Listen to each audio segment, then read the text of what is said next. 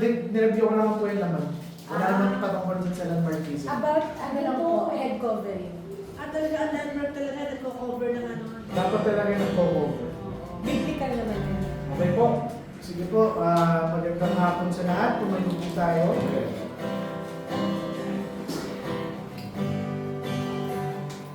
Makibukas po kayo sa hymn number 53. Or meron din po tayo sa screen.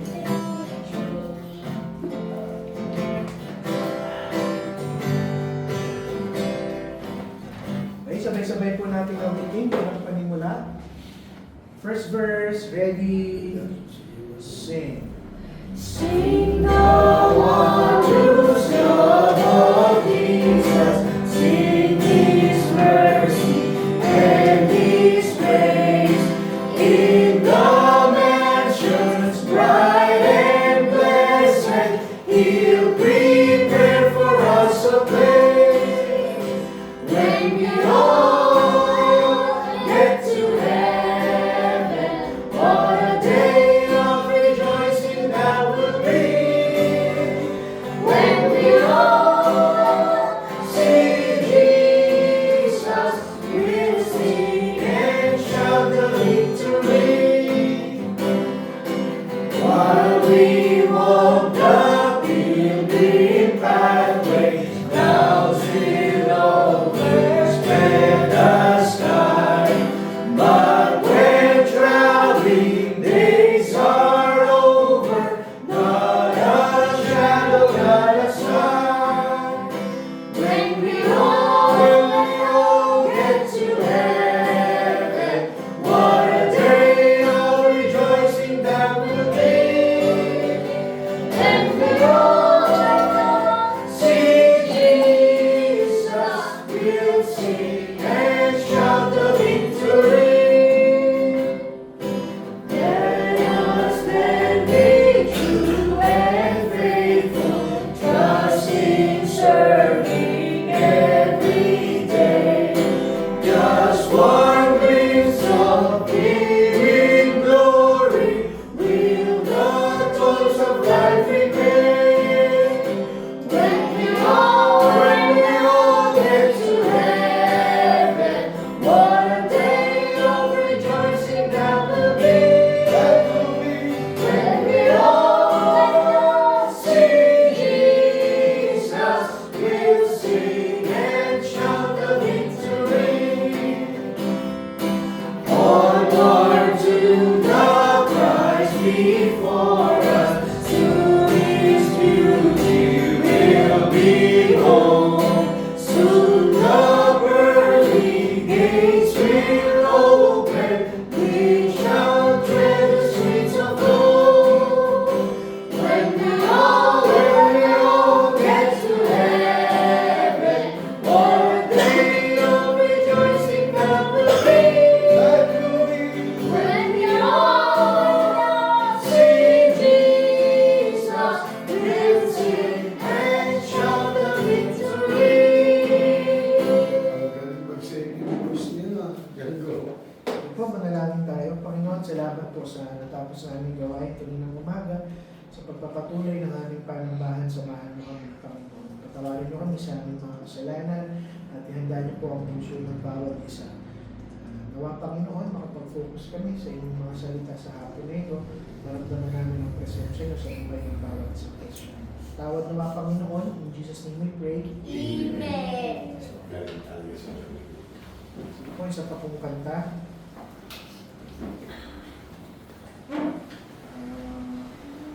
It's so sweet to trust in Jesus. Kaya natin sabayan ng piano dito ng kita. On this way, Parang din lang.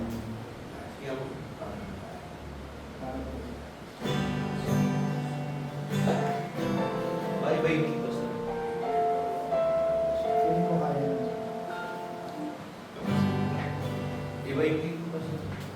Sige, sige po, nandiyan na po sa screen natin on the first verse. Ready, sing. It's so sweet to trust in Jesus, as to take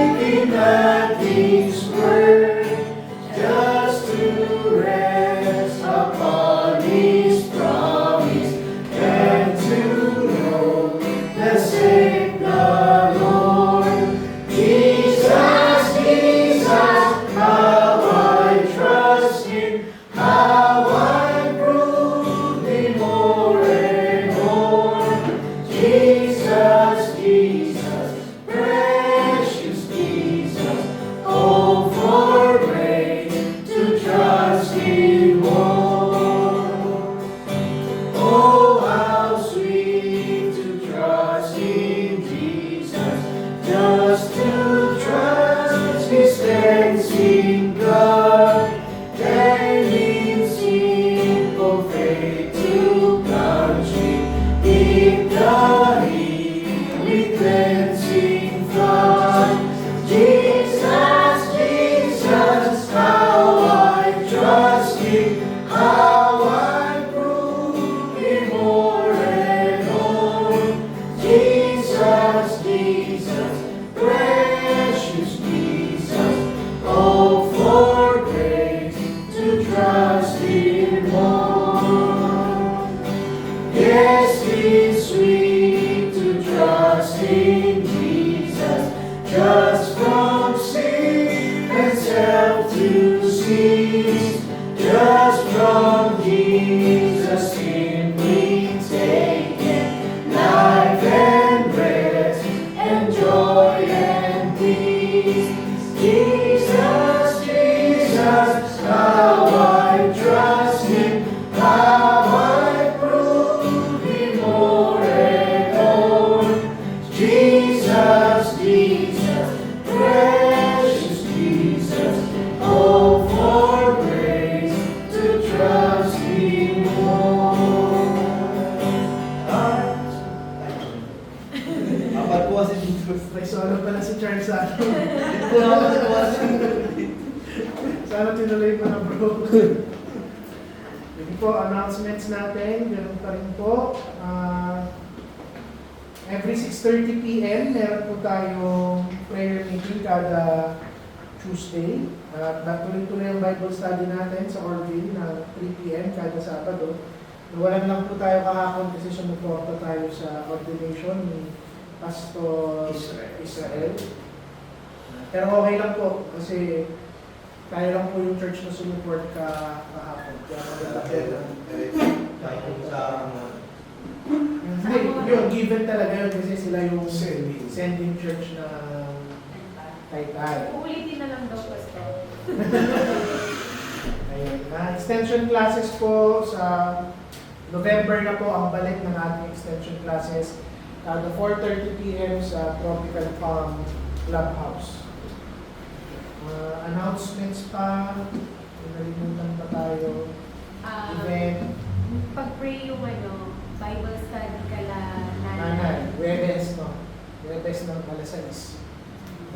Sana po sumuwak ang schedule ng bawat isa. So, recommend ko po yung Webes. Saan ang bahay nila, Pastor?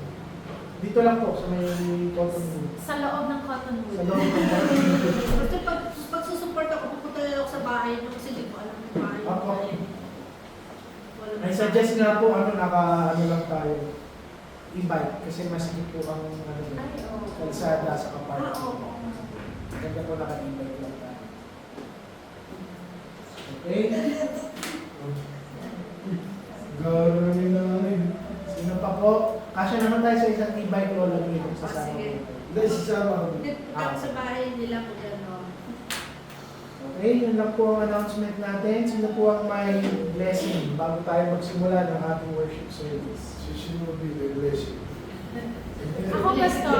Dalawa nga isa sa paa, isa sa kamay ng tawag blessing nito. Ako, pasasalamat sa Panginoon sa pasensya ng Panginoon sa atin. Diba, no? Masaya lang ako na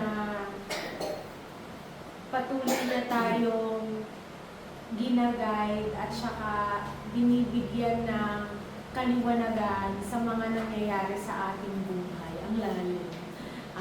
Nagpapasalamat ako kasi patuloy yung pagiging tapat niya kahit na hindi tayo tapat sa kanya paminsan-minsan. Sa buhay namin mag-asawa, sa pinagdadaanan ni Pastor sa trabaho niya, sa mga anak namin, sa pag-aalaga sa mga anak namin, ang dami nating reklamo sa buhay, di natin nakikita na blessing yun ng Panginoon sa atin kasi may gusto siyang ituro sa atin. Yun. Patuloy nawa tayong gabayan ng Panginoon at bigyan ng wisdom. Makita yung purpose ng Panginoon kung bakit niya ginagawa yung mga bagay na yun. At huwag agad susuko. Gaya ng inaaral natin nga, we have to cast our burden sa Panginoon at hayaan yun bahala ng Panginoon kumilos. Bahala na ang Panginoon. Ayun, basta gampanan natin yung parte natin bilang anak niya. Yun, papuri sa Panginoon. Sino pa pong may blessing? Sige, pala Count it all joy pag tayo'y na-persecute and actually kapag kwetuan nga ng nanay, sabi ko kay nanay, habang lumalapit ka sa Panginoon, habang you're getting more deeply involved sa ministry, mas marami ang pagsubok na pagdadaanan. Kasi ano yan yung ano sa Panginoon is fire yan na nagre-refine. nagre-refine at susubok talaga sa tibay ng pananampalataya ng sa iyong Panginoon. Refining fire. Kaya ako, tulad na nangyayari kalapas ko, mas may mga grabe pa kayong dapat i-expect yan. Kasi yung kalaban, ikaw ang pupuntirya hindi naman pupuntirya ng walang ginagawa sa loob ng iglesia, yung hindi nakikipaglaban sa paglawak ng kaharian ng Panginoon. Hindi na niya iintindihan kasi hindi na niya kalaban yun.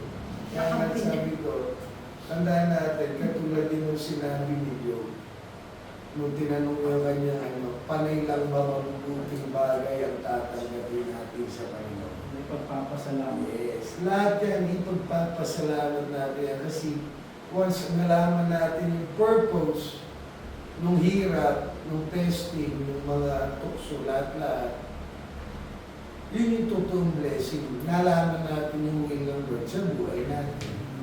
Kaya blessing ang mga lahat ng pagsubok sa buhay. Kahit yung nabugbog siya sinubugbog wala, hindi sinasama ng loob yan. Ipinagpapasalamat pa rin sa Panginoon yan. Sige, ako po sunod. Blessing po, nag-survive ako this week. Talagang grabe po yung daming trabaho pinapagawa sa akin. Ito nga kay Charles kapag nagsisimula ko alas 6, itatapos ako ng alas 12 na. Hindi na ako lumalabas ng opisina para kumain. Ilang linggo na. Nung Tuesday actually, talagang ano na ako Tuesday na-drain na ako. Umayos-ayos lang yung pakiramdam ko kasi nung nag-prayer meeting, na-encourage ako sa mismong itinuro ko. Na-review din ako ng sarili kong tinuro. To be honest, hindi naman yung pagod sa trabaho yung nagpapahirap sa akin. Mabigat sa loob ko na na mas maraming oras akong naigugugol sa trabaho sa pag-aaral. Siguro yung blessing doon ng Panginoon, yung confirmation din talaga ng calling ko. Hindi na ako masaya sa sa secular na trabaho. Ang hinahanap ng katawan ko sa kanang isip ko makapag-aral ng salita ng Panginoon sa makapag-turo. Pag-pray niyo po kung anong plano ng Panginoon sa sa provision niya sa amin. Kung in case talagang piliin kong mag-full-time na pastor. Kasi kailangan din talaga. Actually, yung rason na lang naman katawang nagtatrabaho para sa church at sa pamilya. Pero kung makakapag-provide ang Panginoon ng paraan para ma-sustain yung pangangailangan ng pamilya sa kanang church, yun, mas pipiliin ko yun. So, pag-pray niyo po ako.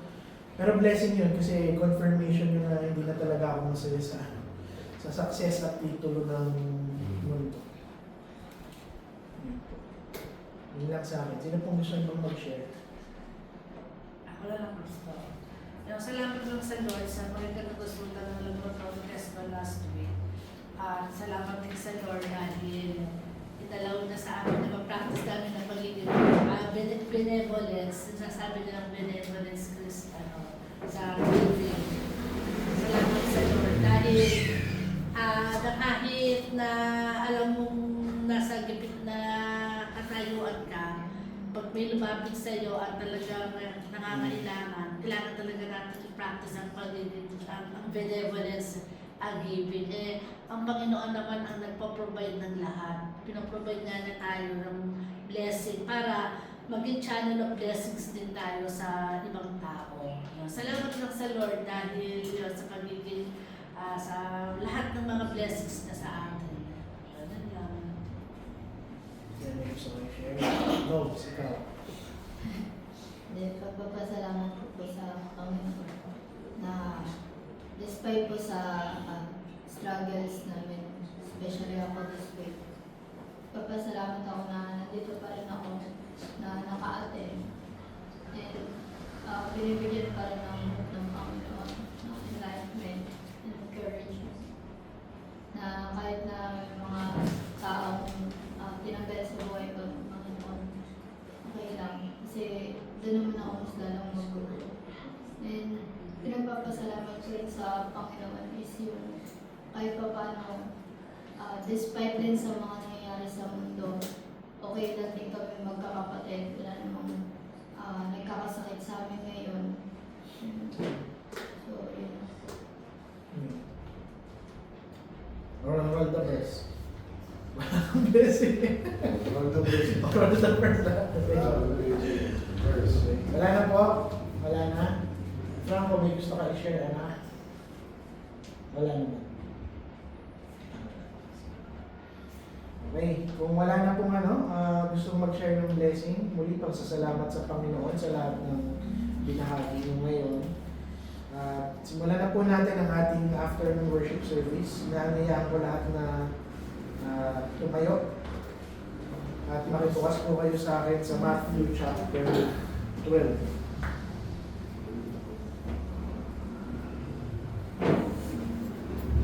Matthew chapter 12 verse 9 to 13. Basahin po natin ang salita, nandito rin po sa screen. Sabi po dito, and when he was departed thence, he went into their synagogue. And behold, there was a man which had his hand withered. And they asked him, saying, Is it lawful to heal on the Sabbath days, that they might accuse him? And he said unto them, What man shall there be among you that shall have one sheep, and if it fall into a pit on the Sabbath day, will he not lay hold on it and lift it out? How much then is a man better than a sheep? Wherefore it is lawful to do well on the Sabbath days. Then he saith he to the man, Stretch forth thine hand. And he stretched it forth, and it was restored whole, like as the other. Malangin po tayo. Panginoon, salamat po sa pagkabasa ng iyong salita, sa pangalawang yugto. Panginoon, ng panambahan namin, nawa makasama pa rin namin kayo. Higit sa lahat, proteksyonan niyo po ang inyong pulpito. Nawa pawang katotohanan lang ng inyong salita, ang lumabas sa aming mga bibig, Panginoon. Kayo lamang po ang makita ng bawat isa sa mensahe nito. Tama niyo po ang aming mga puso, kung may dapat kami, Panginoon, na iayos sa inyong harapan. Matawad nawa sa aming mga kasalanan. Bigyan niyo po kami ng saya sa worship namin despite ng lahat ng nangyayari sa isang buwan ko, Panginoon. In Jesus' name we pray. Amen. Ako po na po ang lahat.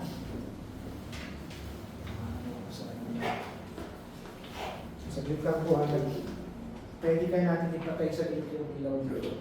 Nagmamailing po ako dun sa liwanag. Okay lang po ba? Hindi ko po kaya eh. Sumakit bigla yung ulo ko ng ilaw ako.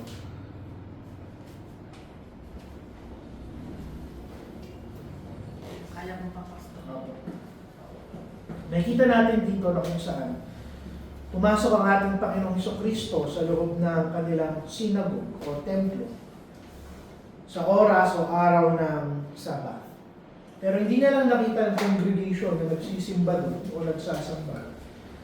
Ang natagpuan niya doon ay confrontation na ginawa sa kanya ng mga Pariseo.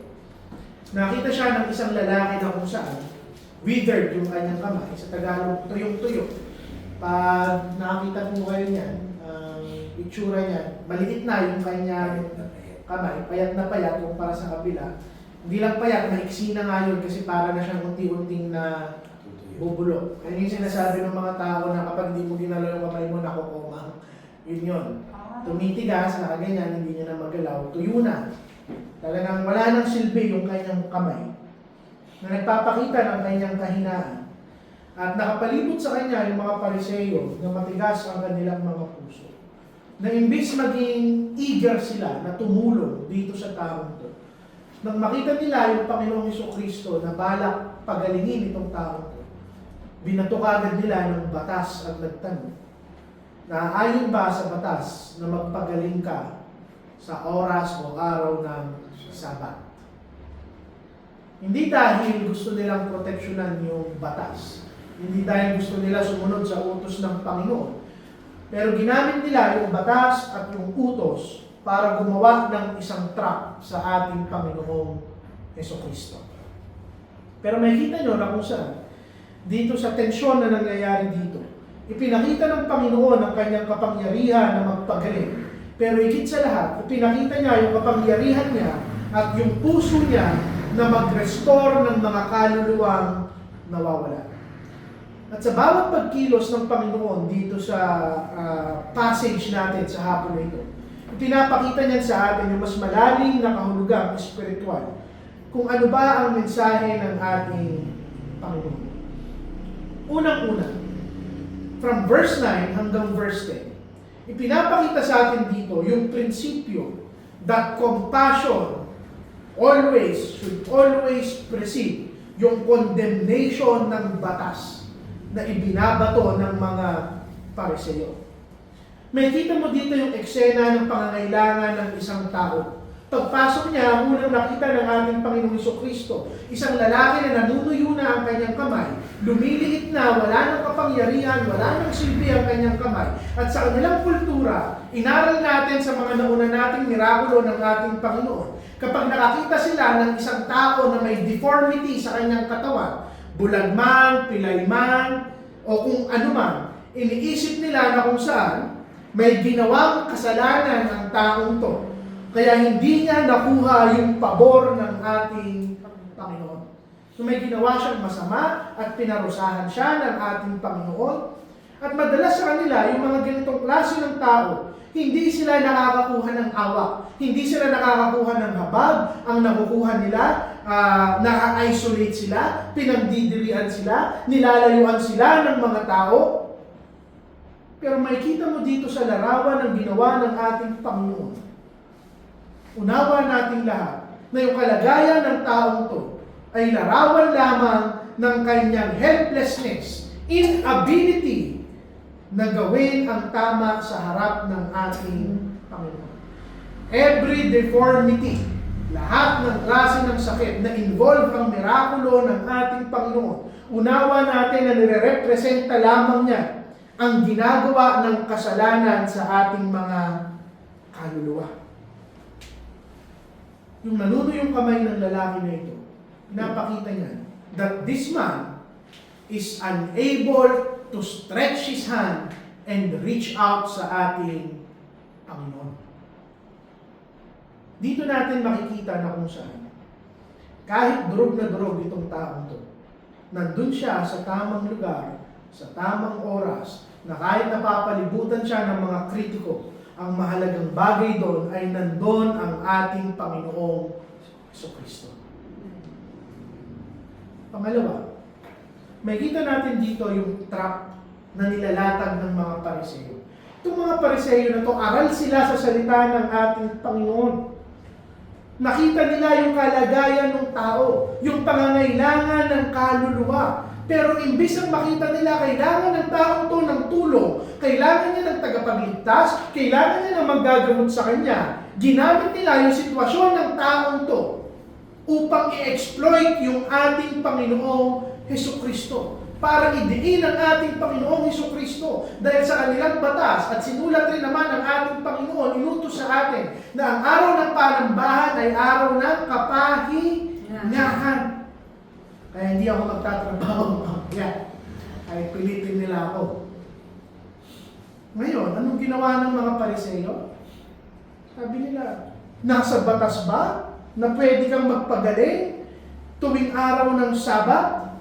At itong tanong na ito, kung bakit nakakagalit yung tanong na ito, dahil hindi naman nag-uugat sa kadahilan ng gusto nilang ingatan yung batas, gusto nilang sumunod sa Panginoon, kung bakit nila sinasabi yung batas na ito. Sinasabi lamang nila to dahil galit sila sa ating Panginoong Hesukristo. Hindi dahil ginagalang nila yung araw ng Sabat.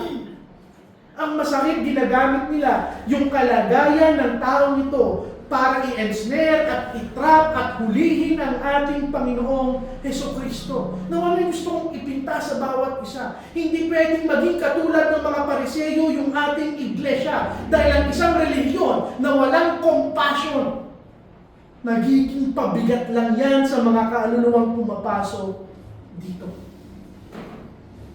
Itong mga Pariseo to, mas pinapahalaga nila yung argumento, mas pinapahalaga nila yung debate, kesa dun sa agony na nararanasan ng kaluluwa ng tao. Puno yung mga puso nila ng pride, puno ng self-righteousness yung kanilang mga puso. At totoo na kung saan paralisado at matigas na yung kamay ng lalaking to. Pero dapat nating mas maunawaan na mas matigas ang puso ng mga Pariseo. Ano yung spiritual principle dito? Yung legalismo. Lagi yan hahanap ng paraan para mag-condemn ng ibang tao. Pero yung grasya na dapat makita sa bawat isang Kristiyano na tinanggap din naman natin sa ating Panginoong Hesukristo, ang hinahanap niyan, mag-restore ng mga taong nagkakamali. Yung problema ng mga Pariseo, hindi sila ignorante sa Scripture. In fact, sila yung may pinakaalam sa salita ng ating Panginoon. Alam niyo kung ano yung problema nila? They know the Scripture. They know the Word of God. Pero hindi nila kilala yung author ng mga salita na kanilang kinakabisado. Amen. Legalism, yung legalismo sa loob ng isang iglesia, nagsisimula yan kung alam na alam mo yung salita ng ating Panginoon, pero hindi mo kilala kung sino yung sumulat. Hindi mo alam yung Diyos na gumawa ng mga salitang yan. You can master the law. You can master the Word of God. You can master the Bible. But unless you know God, you will miss the heart of the message. Amen. At ang mangyayari dyan, mapupunta ka lang sa legalismo. Tandaan nyo na kung saan yung batas na yan. Hindi yan nagliligtas. At kung bakit ibinigay yung batas ng ating Panginoon, ay para makita ng bawat isa yung pangangailangan nila na kahit anong gawin ko ay hindi ko matutupad yung batas. Ang kailangan ko ay awa at habag ng ating Panginoon. Tignan niyo yung kaibahan ng Panginoong Hesukristo. Hindi condemnation yung habol niya. Ang gusto niyang ipakita, compassion dito sa taong to. Yung mga Pariseo, anong nakita niya? Itong sitwasyon ng taong to, this will now be a test for Christ. Tetestingin ko to. Questionin ko to. Pero ang Panginoong Hesukristo, anong nakita niya? Kailangan ako ng taong to. The Pharisees, nanay pakitulungan si Bunso. Yung mga Pariseo, ano ang ginagawa nila? They debated theology. Technically nakikipagdebate sila ng theology sa ating Panginoong Hesukristo. But Jesus Christ never had the heart na makipagdebate sa kanila. Ang puso niya i-demonstrate yung pag-ibig niya doon sa taong nangangailangan. Religion in itself Without yung grace ng Panginoon, nagiging restriction lang yan sa mga tao. Ang kailangan natin isang gospel na nagre-restore ng mga taong nawawala. Yung compassion dito ng ating Panginoong Jesucristo, napakalalim.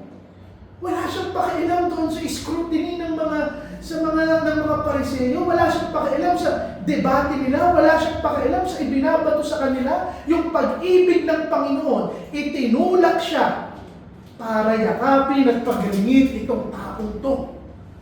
Kahit kagalitan pa siya ng mga Pariseo. Ano yung punto ko? Hindi tradisyon at batas ang magpapaikot sa loob ng ating iglesia. Grasya.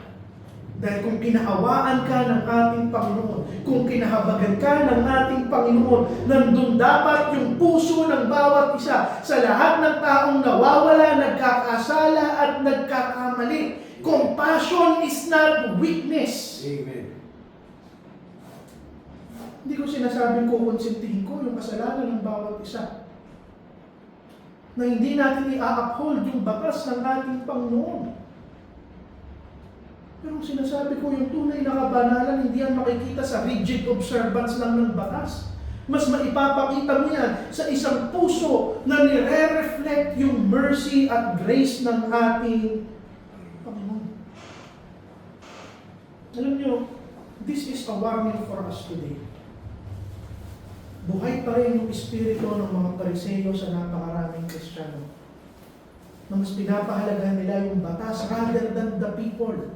Mas mabigat yung judgment kaysa sa grace at mercy. Hindi mo nga sinasabing magkonsintihan tayo ng kasalanan.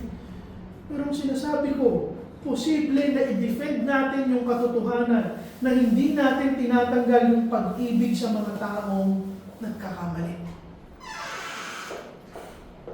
To be orthodox sa ating doktrina, pero malamig ang ating mga espiritu at kaluluwa sa mga kapwa naman nating makasalanan. That is just religion. Yung kawalan ng grace, yung kawalan ng mercy sa puso ng bawat isa. Isa lang yung ibig sabihin niya. Ikaw mismo hindi mo pa nararanasan yung grasya ng ating Panginoon. Kapatid, let us examine our hearts. Nakikita mo ba yung mga taong pumapasok dito bilang burden? Pabigat sila dahil sa mga pagkakamali at kasalanan nila? O nakikita mo sila bilang mga kaluluwa na kinakailangan yung parehong grasya na tinanggap mo sa ating Panginoon?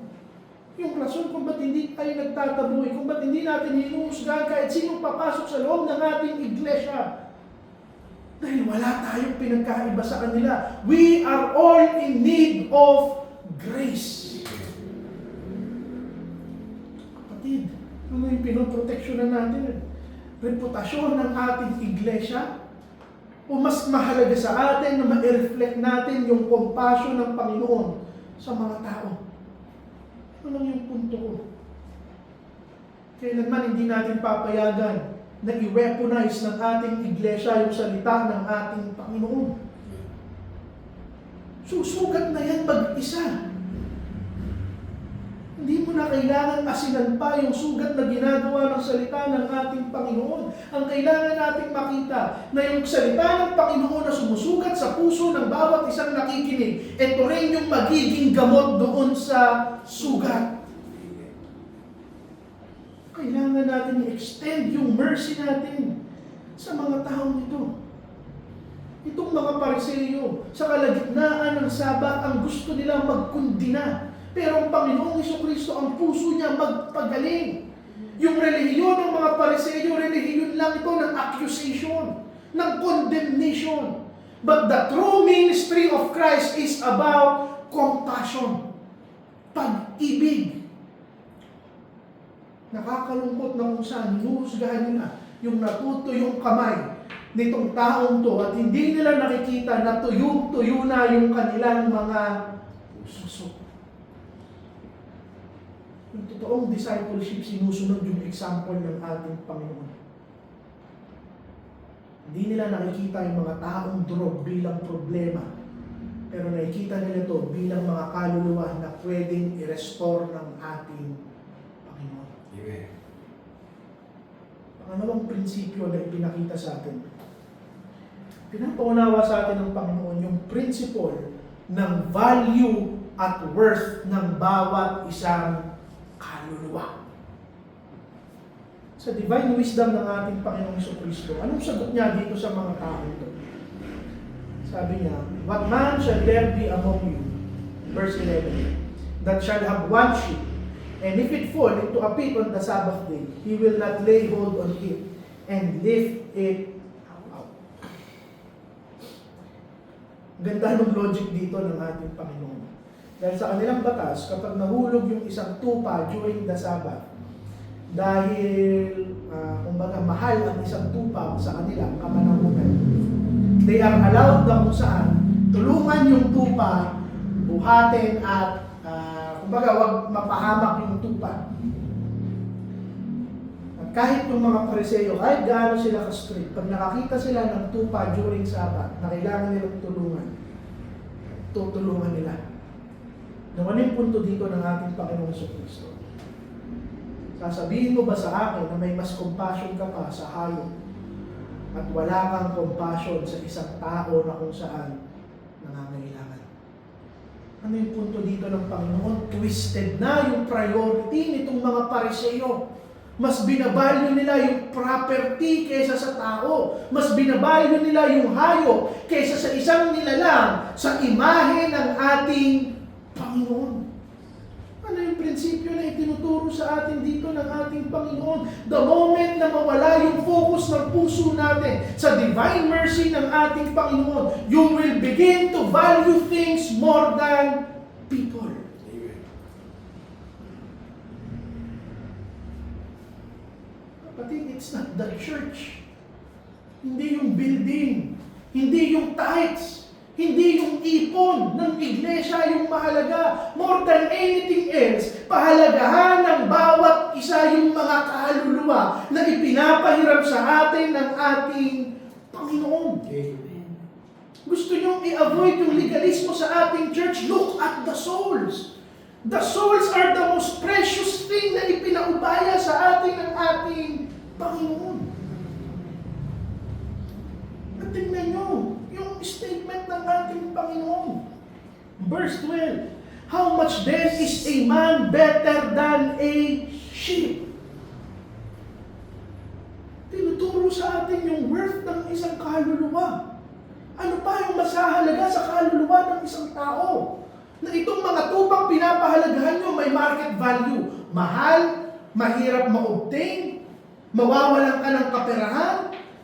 But this man, this soul, eternal yung kahalagahan niyan sa ating Panginoon. Because that man is made in the image of God. Unawa niyo ba na sa pagpapabaya ng bawat isa, pagtataboy ng bawat isa sa mga kaluluwa sa loob ng iglesia, kayo ang nagiging dahilan na may isang kaluluwa na ginawa sa imahe ng Panginoon na susunugin mismo ng kanyang tagapaglikha. Kapatid, let me remind you na yung bawat isang kaluluwa, hindi lang yan ginawa sa imahe ng Panginoon. May eternidad yung kaluluwang yan. Tinanggal ng legalismo ng mga Pariseyong ito yung compassion. Na para bang sinasabi nilang hindi ko na nakikita yung imahe ng Panginoon sa taong to. Kung bakit mabigat sa akin na wala tayong itataboy, hindi natin huhusgahan yung mga tao, simply because Christ values every human soul. Mayaman, mahirap, mabuti sa hindi, durog o kumpleto, tatanggapin niya ng ating iglesia dahil sa harap ng Panginoon, yung isang sugatang tao ay mas mahalaga kaysa sa lahat ng kritiko ng mga Pariseyo na humuhusga sa Kanya. Uunawaan ba natin na kung saan yung compassion ng Panginoon hindi nang gagaling sa worth mo, personally bilang isang tao. Pero nanggagaling yun because of who you are in Christ. Tignan nyo yung reflection ng karakter ng ating Panginoon. The moment na pahalagahan mo yung kaluluwa ng iba, nire-reflect mo yung puso ng ating Panginoon. From Genesis hanggang Revelation, ano lang ba yung sinasabi ng Biblia? That God, through Jesus Christ, hinahanap niya yung lahat ng nawawalang tupa. Binubuo niya yung mga durog. Nililigtas niya yung mga nahuhulog. Dahil ito yung katotohanan ng ministry. Yung ministry ng Panginoon at yung magiging ministry ng ating iglesia. To seek and to save those which was lost. Nakita ng mga Pariseo yung isang taong natutuyo ang kamay. Mas pinahalagahan nila yung batas. Nakita ng Panginoon itong lalaking to at mas pinahalagahan niya yung buhay at kaluluwa. Yung batas hindi yan nagliligtas. Nagkukundi na lang yan. But the grace of God, this is what redeems souls. Ano lang yung punto ko? Church, the moment na tignan natin yung mga tao sa pamamagitan ng perspektibo o mga mata ng ating Panginoong Hesukristo, walang tao ang hindi mahalagang papasok sa ating iglesia. I don't care kung anong estado niyan. I don't care kung madumi yan, malinis yan, mabaho yan, mabango yan. That is insignificant. Ang dapat nating makita, we are all in need of God's mercy. Kailangan ng taong niya ng ating Panginoon, kaya tayo nilagay sa lugar na ito. Ano yung aplikasyon niyan sa atin? Lahat ng mananampalataya, lahat ng taong tinatawag ang kanyang sariling mananampalataya, halagahan mo yung lahat ng kaluluwa. Alam mo, hindi nyo makikita yung ganitong prinsipyo sa mundo. Sa mundo, susukatin nila yung bawat isang tao kung gaano kakayaman, gaano ka kagwapo, kaganda, gaano ka katalino, gaano ka kagamit-gamit para sa amin. Pero ikaw, sinusukat tayo ng Panginoon sa mata ng kanyang anak na puno ng awa at habag. Tinitignan niya yung bawat isa na nilikha ko to sa aking imahe. So ano yung punto ko? Let us be careful. Huwag tayong magtaboy, huwag nating i-ignore yung mga taong nangangailangan, yung mga taong nadudurog, yung mga taong madudumi. More than any other person, sila yung kailangang pumasok sa loob ng ating iglesia. And we honor God the moment na pahalagahan natin ang bawat isa. Yung tunay na espiritualidad, makikita mo yan pag pinapahalagahan mo yung kaluluwa kung sa paano yan pahalagahan ng ating Panginoong Jesucristo. At ito rin yung tanong sa atin ng ating Panginoon. How much then is a man better than a sheep? Because to Christ, every soul is precious. At sa verse 13, ito na po yung panghuli natin. Pangalawa sa huli. Sabi dito, Then saith he to the man, stretch forth thine hand, and he stretched it forth. Kung ikaw yung makakarinig kung ikaw yung lalaki, na tuyong-tuyo na yung kamay mo, lalapitan kita, wala si Charles, komang na nakaganyan. Sabihin ko, diretso mo nga yung kamay mo, stretch it forth. Susunod, ang isip ko, lalaking to. Makikita niya na nga yung kalagayan ko, tuyo na yung kamay ko, hindi ko na maigalaw, matigas na. To human reasoning, that makes no sense. Sa paano niya gagawin yung bagay na to, hindi niya na kayang gawin yung bagay na to. Pero ito yung mystery ng divine grace ng ating Panginoon. Kapag inutusan ka ng Panginoon na gawin yung hindi mo kayang gawin, ipapakita niya kung ano yung kayang gawin ng kanyang anak. At hindi rin ba ito yung ginawa sa iyo ng ating Panginoon? Ilang ulit tayo sinabihan ng Panginoon, repent, have faith, and be baptized. Sino ba yung may kakayanan nun? Wala, katulad ng lalaking to. Hindi natin kayang manampalataya, hindi natin kayang magsisi sa ating mga sarili, pero inutusan tayo ng ating Panginoon. Alam niyo ba kung bakit? Dahil hindi naman ikaw yung mag-enable sa sarili mo na gawin yung pananampalataya at pagsisisi. This is the testing point of faith. True faith obeys. Whether you know or not na kaya mong gawin, you obey. Maraming tao ang kung saan, kung ba't hindi nila natatagpuan ang kaligtasan. The moment that they hear, repent, have faith, their hearts say, Lord, I cannot.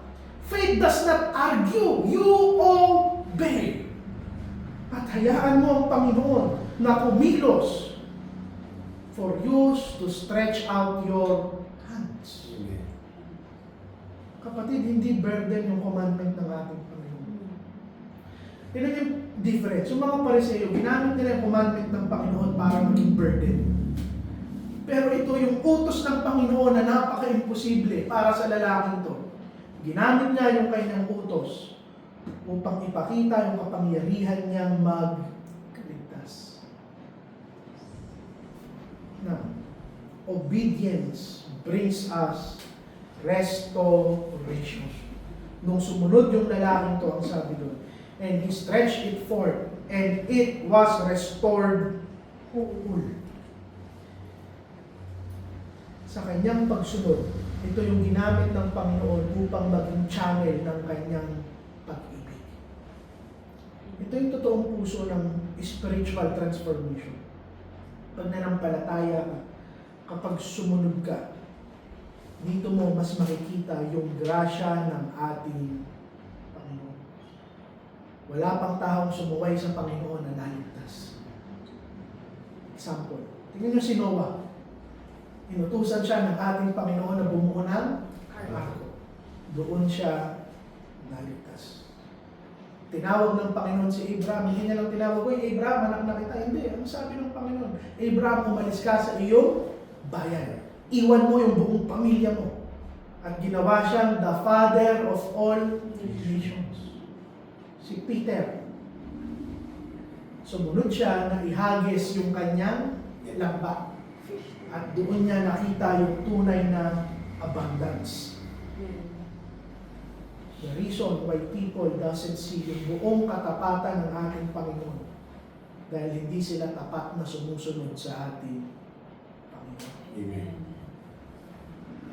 At tingnan nyo yung kapangyarihan ng salita ng ating Panginoon. Yung salita niya, wala siyang ibang ginawa para pagalingin itong taong to. Nagsalita lang siya. Stretch mo yung kamay mo. At hindi ko ma-imagine kung paano yun, na habang ginagalaw ng lalaki, unti-unting nabubuo yung kanyang kamay. Hindi yung katulad ng ginagawa ng mga papantayin daw yung kamay, tapos gumagano. Hindi, ito tuyong-tuyo yung kanyang kamay. Punto ko lang, hindi kinailangan hawakan yun ng ating Panginoon. All it takes is the Word of God to save people.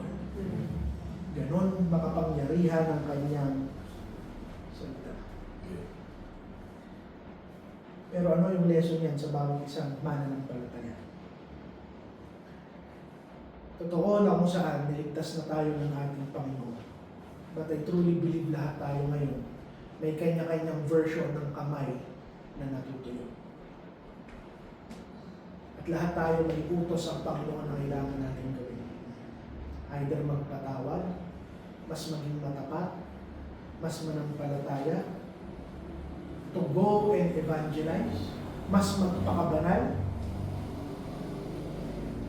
At lahat ng utos na to ng ating Panginoon, the moment that you respond in faith, the moment that you obey, dito mo makikita yung kabutihan ng ating Panginoon. Perhaps your withered hand is an area of weakness. Isang habit na hindi mo kayang takasan. Isang takot na hindi mo kayang ma-overcome. Isang sugat na hindi mo kayang ipaghilom. Pero pareho pa rin yung sinasabi sa iyo ng Panginoon. Stretch forth thy hands. Act in faith. Obey God. Do what He says. Kung sa tingin mo hindi kaya, hindi mo naman talaga kaya. Dahil Panginoon yung magpro-provide ng lakas para magawa mo yung utos niya. Kapatid, obedience. Yung pagsunod mo. Hindi yan kondisyon para matanggap mo yung grasya ng Panginoon. Pero ebidensya yan ng puso mong nananampalataya. At yan yung magiging daan ng pagbabago ng buhay ng bawat isang Kristiyano. Amen. At yung huling punto natin, want to focus sa principle ng restoration na ginawa ng ating Panginoon.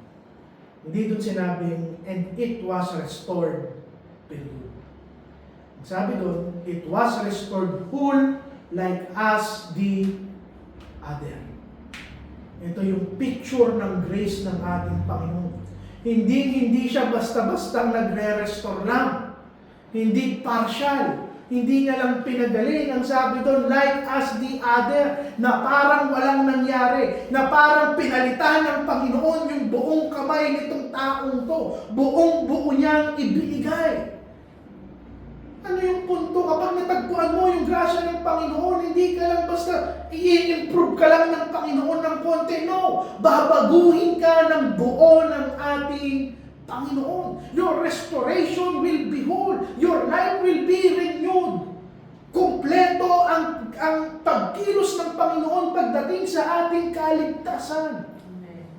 Wala ka nang kailangan pang idagdag pa. Wala ka nang kailangan iambag pa.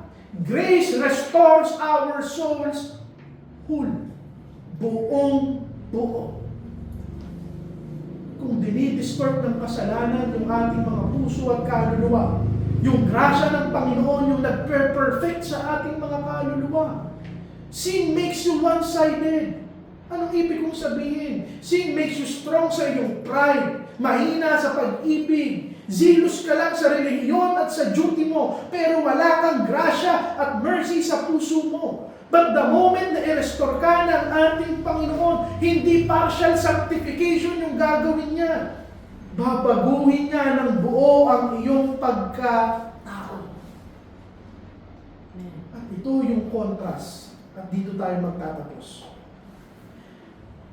The whole text ng 9 to 13, pinapakita sa atin yan, yung pinagkaiba ng grasya at ng batas. Yung mga Pariseo, ito, loyal sila sa kanilang relihiyon.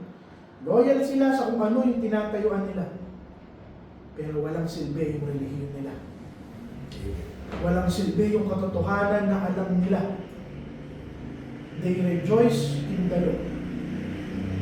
Pero hindi nila kayang mag-rejoice sa restoration na ginagawa ng Diyos na sumulat ng batas. Amen. Nakakatawa para sa isang tao that you love the Word of God, but you do not love God. There's a difference. Alam mo yung batas? I-expose niya yung kakulangan ng taong yun. Pero yung grasya, ito yung makakapagbago at makakapagpuno sa kakulangan ng tao. At kung tatanungin niyo ako, bakit isinulat ang batas ng Panginoon? It's not to save. It is for you to see yourself na makasalanan ka. Yun yung purpose ng batas. Ma-realize mo na kahit saang batas na isinulat ng Panginoon dun sa 10 Commandments ni isa, hindi mo kayang gawin ng tama. The law condemns. Pero ibinigay yan para kapag nakita mo yung sarili mo, lumapit ka sa ating Panginoon. And the Lord will tell you, stretch forth thine hands. Repent, have faith, and be baptized. Manalangin po tayo. Panginoon, salamat po sa hapon na ito. Salamat sa inyong mensahe. Salamat sa encouragement at correction, Panginoon. Dalayan ko sa iglesia namin. Bagamat tatayuan namin ang katotohanan. Paglalaban namin at pagtatanggol ang katotohanan. Huwag mong hayaan na maging katulad kami ng mga Pariseo na nawawala na ang pag-ibig namin sa mga taong nagkakasala, nagkakamali at nagkukulang, Panginoon. Dalahin ko na matagpuan ng mga tao sa lugar na ito ang tunay na compassion sa aming iglesia. Mga Panginoon, nataas ka at nahayag sa mensahe nito at katotohanan lamang ng iyong salita ng aming napay. Ito lamang po ang aming dalangin sa matamis na pangalan ng aming Panginoong Jesucristo. Amen.